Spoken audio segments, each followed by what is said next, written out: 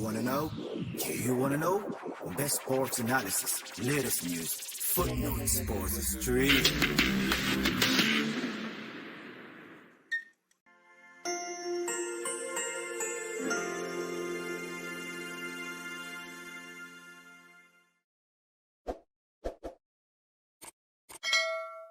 Viewers, welcome back to another episode of Footnote Sports Stream. And anytime we take our series, we bring you the details of what is going on around the football world. And yes, today Ghana played us against Portugal, and we all saw what happened on the field. Yeah, so we will say it's a daylight robbery. Yes, so FIFA need to look into this matter, and all the Ghanaian supporters they're not happy with the officiating, and there's a whole lot of things going on Twitter. What people are saying, it's very bad. It's very bad for the referee to officiate this way. All right, so I have Abeku here with me, and we are going to digest deep into that matter, and also we will have Mohammed join us later.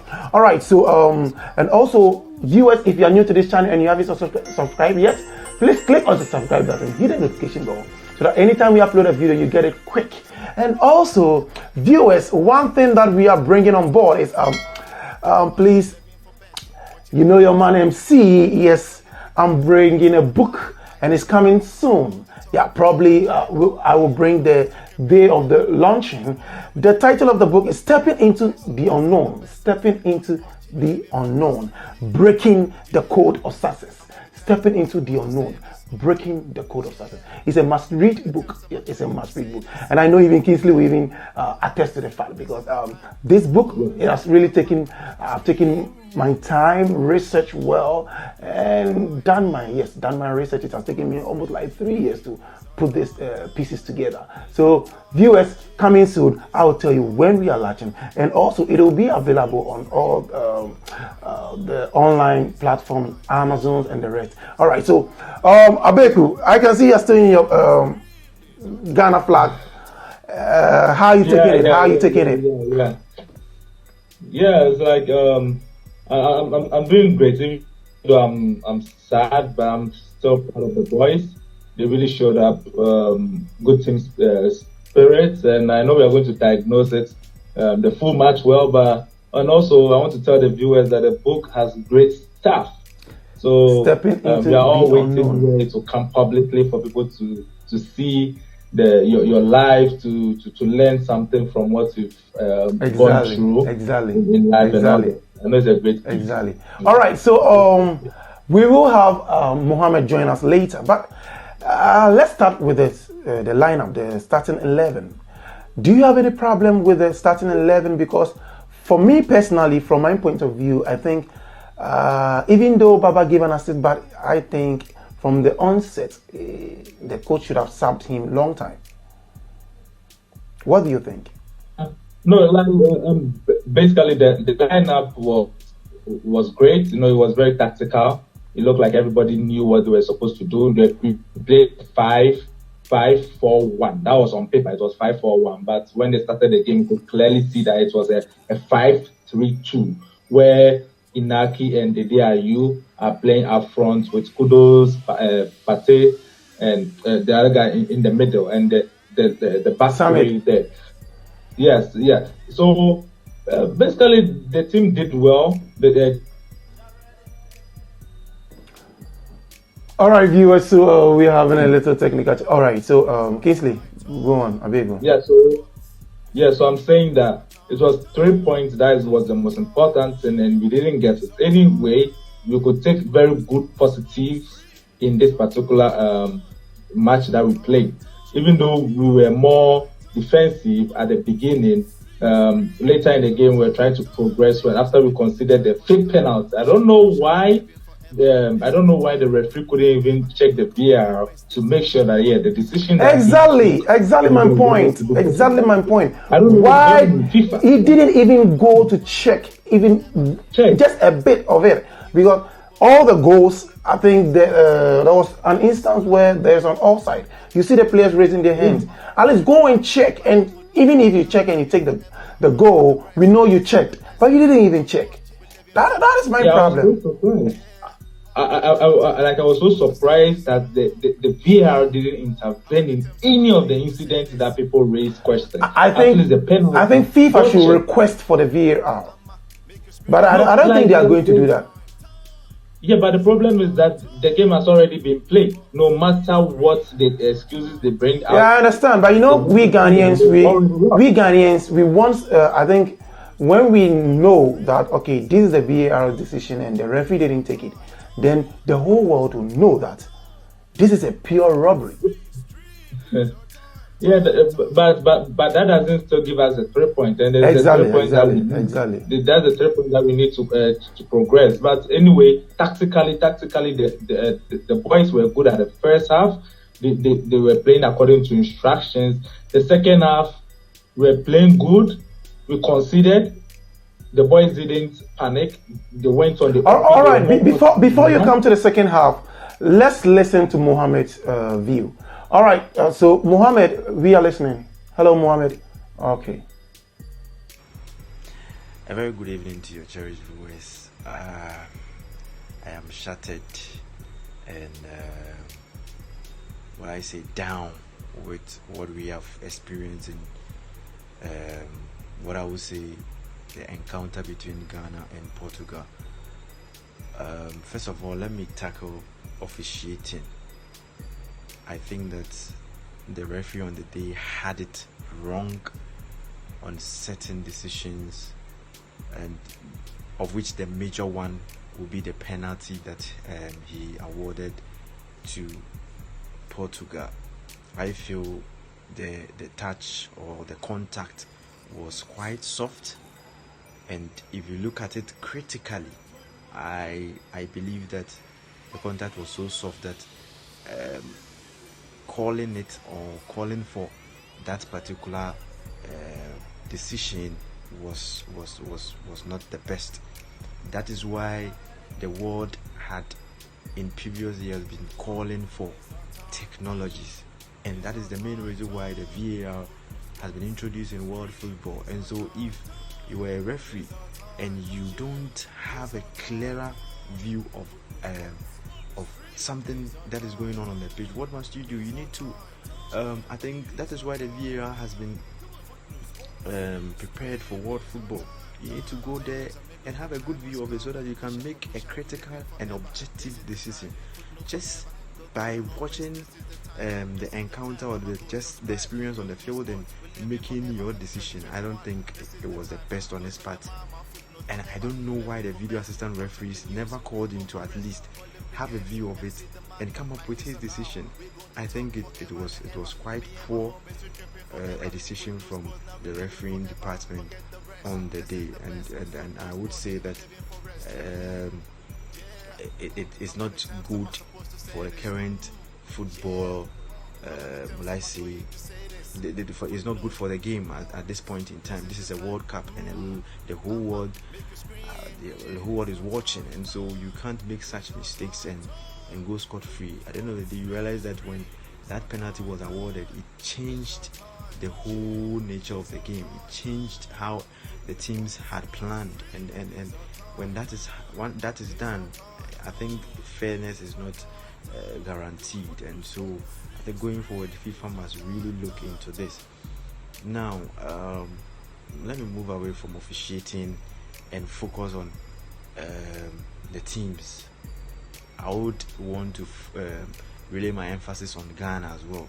I mean, you were down by a goal. Otuado, you have been able to stick to your 5-back or 3-back technical formation. You've been able to equalize that goal. As soon as you equalize the goal, why the need for a change in that? In fact, the only player on the pitch that gave you 2 shots on target and an assist for your goal, as soon as you scored the goal, you substituted him. I mean, how that person who is moving the team, I don't get it. Why that decision at that particular point in time? It doesn't make sense to me at all. I think he got it wrong by substituting the goal scorer and the assist, the one who gave the assist. It was so early after the goal, and look at what happened. As soon as they got substituted, they had not even sat down. The ones you brought on the pitch, made two silly, mistakes, and we considered 2 goals just within 2 or 3 minutes. That is quite insane. Excuse my language. We can't always be making such mistakes. We can't always be going and representing in the World Cup and coming home and always talking about sad things. It doesn't speak well of us as Africans. We need to also have that good image for ourselves. I mean, why do we always make these mistakes? I think I'm getting a little emotional here, but then that is what it is. We as Africans must start speaking up. We need to make sure that if the coaches are not the ones handling our team, they need to let us know so that we know how we take our heart into every game that we go into. And so I wouldn't want to say much, but I think that on the day the boys were compact, they did their very best. They showed to the world that they were ready, but I think it was just some technical mistakes from our coach that led us to this particular result. I think our coach was the one who lost the game for us, not the players. The players gave us everything. They did whatever they could to get us here. So going forward, I think Otuado must really go back and rewrite his books, correct his mistakes. 2 games, if he should get 2 wins, I think even a draw and a win, we can sail through. The guys, they gave out their all. Let's give them that kudos. We still wish them the best. And so if you ask me about the game, this is what I think. We wish the Blasters the very best. Thank you.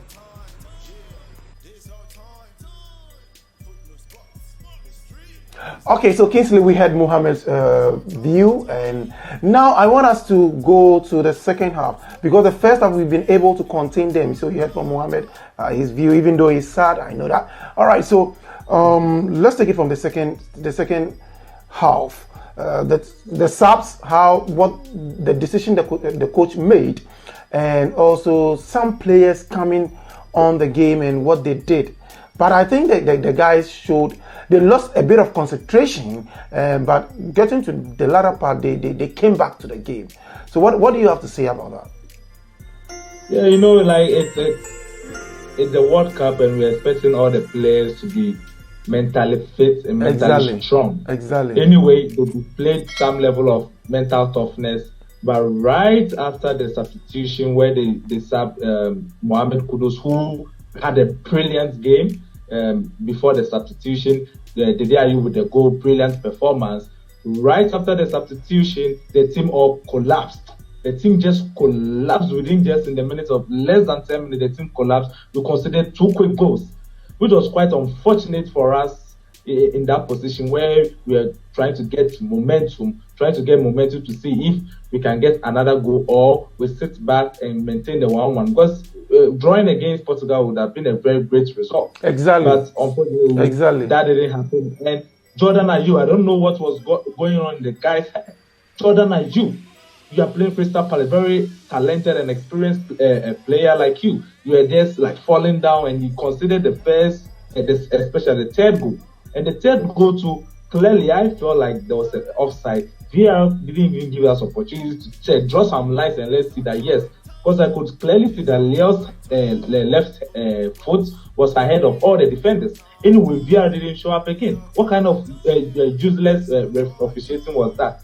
It was very abysmal, because over 30 million people are watching, at least from Ghana, as it's given the decency to 30 million, billion, like everyone, the whole world is watching. The whole world is watching this game. That USA referee was abysmal on that day. At least VR people sitting in the box there could have checked it. Anyway, we need to stay positive in the next 2 games. We need to take more positive mentality into the next game, and we could get us some momentum points from Uruguay and South Korea. We did that in 2006 in Germany, where we lost our first game against Italy. We scored USA and we scored Czech Republic to make it to the round of 16. All hopes are not lost. the boys needs to see that, okay, this is. But I think the captain did well today. The captain did well. Yeah, he was fantastic on. Yeah, because he was going all over, up and down in the game. But the beginning, kudos was not finding his feet, but later when he got hold of himself, I think he delivered. Yeah, he delivered to that expectation. Yeah, this World Cup is kudos debut, and you know the stage. The stage is very big, so if it's your first time playing the World Cup, you'll panic. But he came out strongly and said that he showed us the quality he has, the ability we know of him, where he's playing Ayaz, taking on players, trying to drive forward, and he did that in the second half. But I think he was finding difficult with his position at first. So later, because in the first half we were playing more close game. We weren't playing expansive football. We were playing more pragmatic football, where we are sitting back trying to contain the Portugal team. The tactical approach in the first half was excellent. Until we scored the goal, the substitution just collapsed the team. Exactly. I don't know what Coach Oswaldo and the technical team. I don't know whether they were shaking, but we can't do anything about it. We need to focus on the next two games. That's the most important thing. We need to take a positive mindset, positiveness. Let's be on the front foot. We can score. We can match all the teams boot for boot. If we had opened up against Portugal boot for boot, we could have played Portugal and won and at least scored the match earlier. But anyway. All right, so viewers, if you're watching on this Football Sports stream, and anytime you see us here, we bring you the details of what is going on around the football world. And please, if you haven't subscribed yet, please click on the subscribe and hit the notification bell, so that anytime we upload a video, you get it quick. And also, I'm recommending to you, my book is coming out soon, and is Stepping into the Unknown, Breaking the Code of Success. All right, so our next game is on 28th. That is on Monday, coming Monday. And I think after the game, we're going to meet and also talk about this game. And I think I'm going to invite more people on this show for us to get their views also. All right, so Abeg, what are your final words to the Black Stars and to the Ghanaian community? Yeah, so my last words is to take the positive in this game. You know that when we are on the front foot, when we are playing with more positiveness, we have an opportunity rather to score goals, and we have the opportunity to take the lead. So in our next game, we hope that they will not be too defensive, but they are going to be more attacking. Let's try and lead the game. And now, after leading the game, then we can now be more pragmatic. Okay. So I think all Ghanaians should have time for the boys. The boys shouldn't feel bad. They can go on because the game is not over. The group is open. So nothing. All hopes are not lost. Yes. All right. So, thank you, Abeku, for gracing this episode. All right, viewers, Football Sports stream, and we will be bringing you another episode after the South Korea game. That is on 28th November. That is coming Monday. And guys, I think the boys are going to do something. They are going to shock the whole world. Yes. All right. So see you in our next one. It's our time, and bye-bye. Do you want to know? Best sports analysis, latest news, Footnote Sports Stream.